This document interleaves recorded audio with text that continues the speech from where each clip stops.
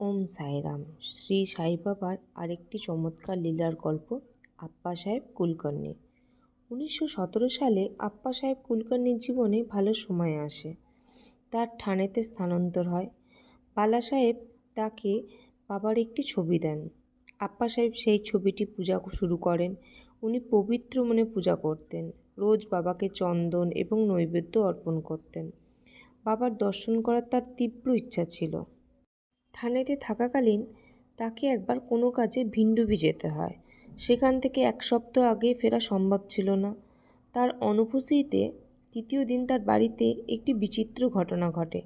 দুপুরবেলা আপ্পা সাহেব বাড়িতে একটি ফকির আসেন, যার চেহারা বাবার ছবির সাথে হুবহু মিল ছিল। শ্রীমতী কুলকর্ণী ও ছেলেমেয়েরা তাকে জিজ্ঞাসা করেন, আপনি শিরডি সাই বাবা নন তো? এতে উত্তরে ফকিরটি জানায় যে উনি সাই বাবার আজ্ঞাকারী সেবক এবং তার আদেশ অনুসারেই ওদের কুশলাদি জিজ্ঞাসা করতে এসেছেন। ফকির দক্ষিণা চান এবং শ্রীমতী কুলকর্ণী তাকে 1 টাকা দেন। তখন ফকির তাকে একটি পুড়িয়া দিয়ে বলেন, এটা নিজের পূজার জায়গায় ছবির সাথে রেখো। এই বলে উনি তাদের কল্যাণ কামনা করে সেখান থেকে চলে যান। পরবর্তী গল্পের অংশ পরবর্তী পাঠে। ওম সাইরাম। বাবার এই ছোট ছোট লীলার গল্প যদি আপনাদের ভালো লেগে থাকে তাহলে কমেন্টসে একটু ওম সাইরাম লিখে দেবেন আর একটু লাইক দিয়ে দেবেন।